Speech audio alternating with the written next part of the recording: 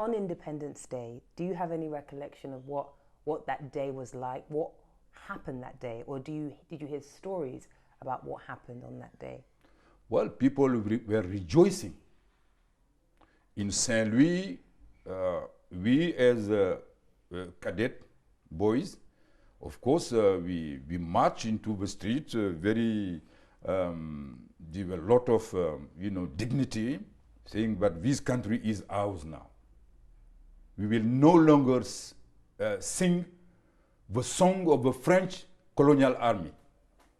And that song used to say, c'est nous les Africains qui venons de loin pour défendre la mère patrie. It is we, the Africans, who comes from afar to defend our motherland, that is France.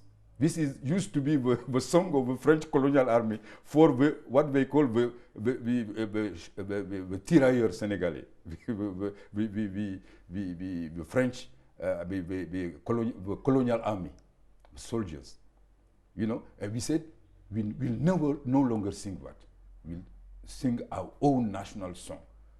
And later on 4th of April, 1960, we were invited to participate in the first military parade in Dakar. There is a big road along the port of Dakar, which was called the Boulevard de la Libération, the Liberation Boulevard along the port of Dakar. So we had a big military parade. We as cadets, the young officers who were in the French schools came also to participate in that parade. The first unit of the Senegalese National Army also took part in that military parade, which was presided over by President Senghor and his then Prime Minister, President Mamadou Dia. So it was very, very, people were rejoicing all over the country. So it was a big event. And you talked a bit about the French national anthem at the time, or what you were at least made to sing.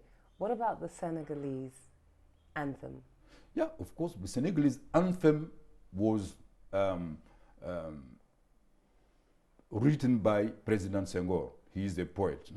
Whatever is in there, people did not agree with what is in there, but still for people, for them it is important. What is in there is better than the French national anthem. And can you sing us a few lines of the Senegalese national anthem? Pincez tous vos coras, frappez les balafons, le lion rouge a rugi, le dompteur de la brousse. And what does that mean? Yes, what do those words mean? He's talking about the how to play the traditional instrument of music. The lion of a bush has come out of a bush, and it's a very poetic, but it didn't mean much to the Senegalese people. But for the poetry, it's nice. It didn't encapsulate any new vision or ambitions for the new Senegal, and also it was in French and not Wolof. Yeah, it was in French. It was in French, of course, and the funny thing about Senghor, although he was regarded as the promoter of negritude, African personality, he was very much a French man in his culture and his mentality, and of course this is his own story. And throughout his 20 years in power, he has not made any effort to introduce national languages in the curriculum. So that's really interesting, because then how do you explain his involvement in the move and fight for independence? Or was he chosen by the French? Well, I think he was pushed by the events. I think basically Senghor believed in one way or another a kind of continued alliance with France. He fought, but we were not, the African people were not prepared for independence. And this is why he was strongly against Kwame Nkrumah, he was against Sékou Touré, and of course against Lumumba. All the nationalists, progressive and radical nationalist leaders of the time were considered as his enemies. And he considered them as, you know, not realistic enough. We have to, you know, of course we have to remember that it was a time when you had this Cold War. He sided with the French, the West basically. And he was even against the independence of Algeria. They voted against the independence of Algeria. And therefore, Senghor was very much like a Frenchman who was upon whom independence was imposed. And of course, there was a kind of situation no colonial power could hold on their colony. You remember this famous declaration of Harold Macmillan, the wind of change is blowing over this vast continent of Africa. Whether we like it or not, it's the fact. So it was, the African people wanted independence. It was a wind of change. You could not hold. The colonial powers could not hold. General de Gaulle, when he came to power in 1958, after the uprising in Algiers, he went to Algiers to calm down the French officers who wanted to keep on Algiers. He told them, you look, the world as it is nowadays, France cannot keep on to its colony as before. We have to readapt to the situation. We have to reshape our system of domination. This is, in a nutshell, what he said in his speech in Blida in '59. So there is a sense that colonialism has to readapt to the movement of the people for independence. So they have to retreat without losing everything.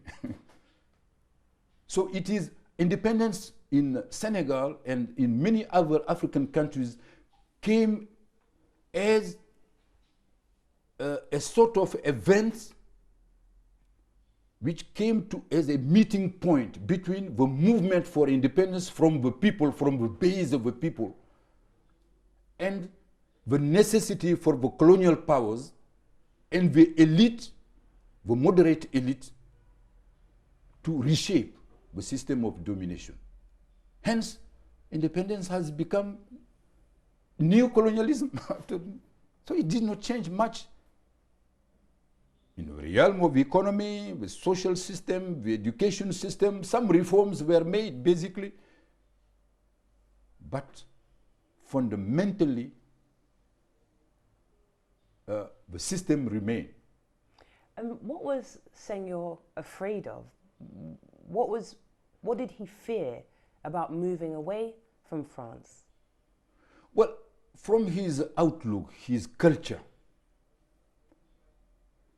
he first thinks that the French civilization is the best.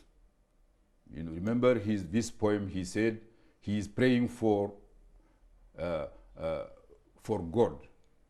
for the Almighty to put French on his right side. You see, this is a famous poem of Senghor.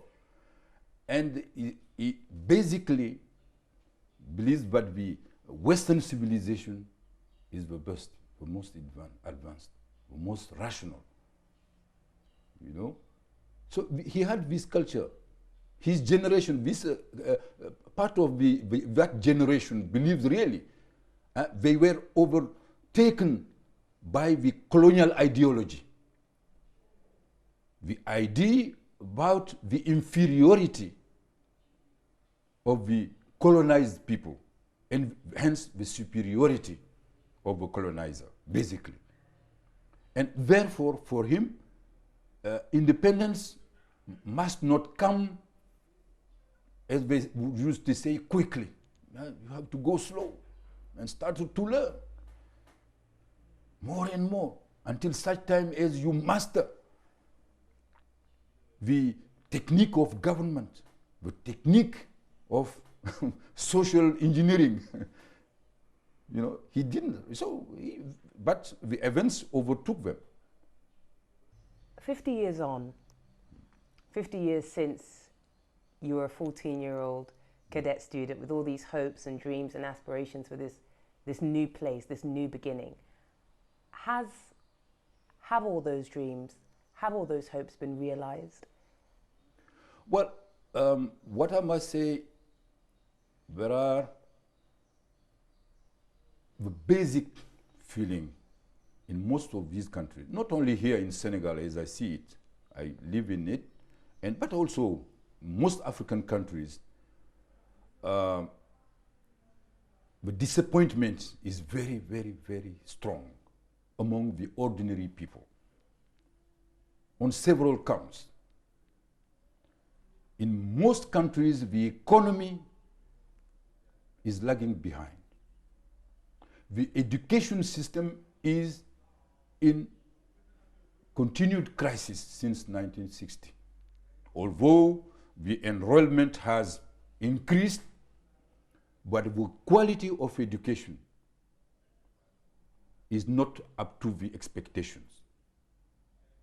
In terms of the health system, if you go throughout the countries, you will see that women, by thousands, when they give birth, they lose life. So these are some of the indicators of the performances of the regimes which took over after independence. So much so, there are a number of stories which are very telling.